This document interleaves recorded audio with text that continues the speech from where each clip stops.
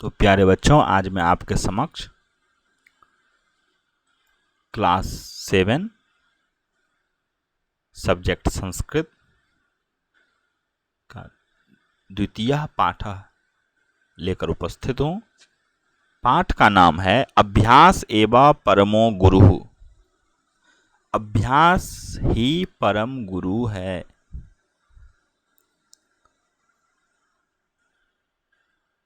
कश्चित् बालः आसीत्। कोई एक बालक था। सः बंगप्रदेशे एकस्मिन् विद्यालये पठति स्म। वह बंग प्रदेश में बंग प्रदेश के एक विद्यालय में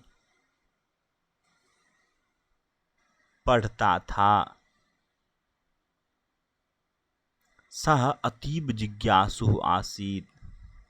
वह अतीव जिज्ञासु था,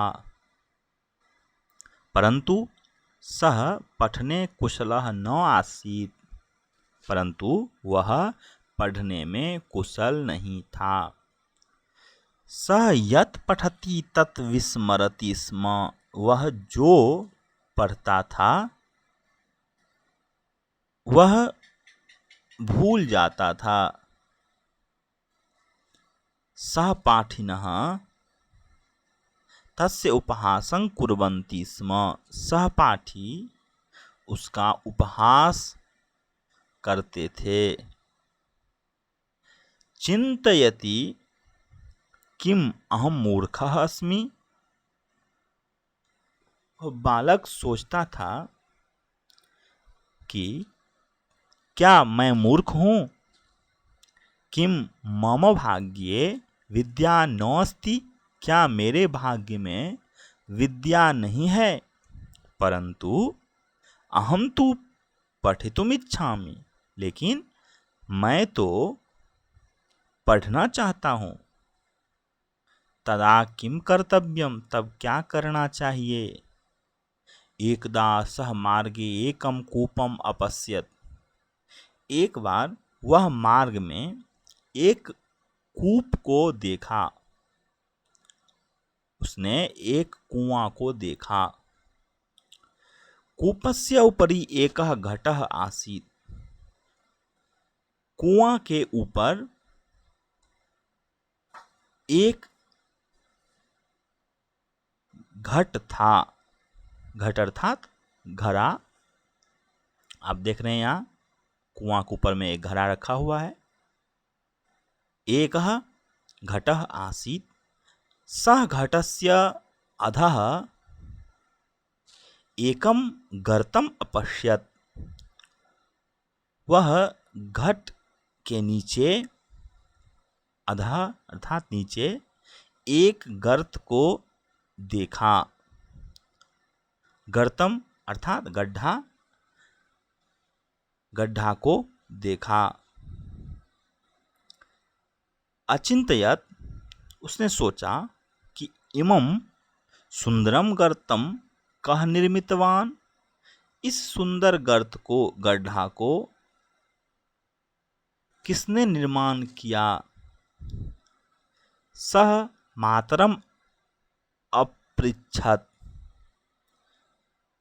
उसने माता से पूछा। मातः हे माँ, अहम कूपे घटस्य अधः एकम गर्तम अपश्यम्। मैं कुआं पर घट के नीचे एक गर्त को देखा। तम गर्तम कः निर्मितवान। उस गर्त को किसने निर्माण किया। माता अवदत्। माता कहती है, माता कही कि पुत्र, हे पुत्र। हे पुत्र, यहाँ पुत्र शब्द संबोधन का है। हे पुत्र, प्रतिदिनं भूयो भूयः घट स्थापनेन सः गर्तः निर्मितः। हे पुत्र, प्रतिदिन बार बार, भूयो भूय अर्थात बार बार, घट स्थापनेन घट रखने से, घट रखने के द्वारा, वह गर्त निर्मित हो गया, वह गड्ढा बन गया। सह बालः विचारमग्नः अभवत्, वह बालक विचार मग्न हो गया।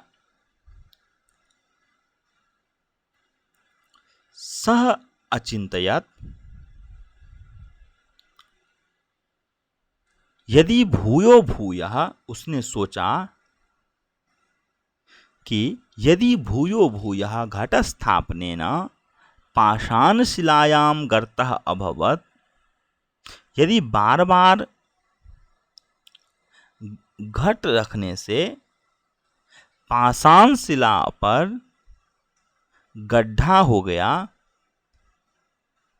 क्या किम पुनः पुनः पठनेन मम मतिः तीव्रा न भविष्यति, क्या बार बार पढ़ने से मेरी मति तीव्र नहीं होगी। इति विचार्य सह विद्याभ्यासेन संलग्नः अभवत्, ऐसा सोचकर वह विद्याभ्यास में संलग्न हो गया। सह पुनः पुनः पाठम अपठत, वह बार बार पाठ को पढ़ा। पुनः पुनः लेखनस्य अपि अभ्यासम अकरोत्, बार बार लिखने का भी अभ्यास किया। शनैः शनैः सह बुद्धिमान अभवत्, धीरे धीरे, शनैः शनैः अर्थात धीरे धीरे वह बुद्धिमान हो गया। सह परीक्षायां विशिष्टम प्राप्तवान, वह परीक्षा में विशिष्ट स्थान प्राप्त किया। अधुना तस्य सहपाठिनः तस्य उपहासं न कुर्वन्ति, अब उसका सहपाठी उसका उपहास नहीं करते हैं। अपितु आदरम कुर्वन्ति स्म, लेकिन अपितु आदर करते हैं। सत्यम एव अस्ति, सत्य ही है कि अभ्यास एव अस्ति परमो गुरुः, अभ्यास ही परम गुरु है। धन्यवादः, पुनः मिलामः।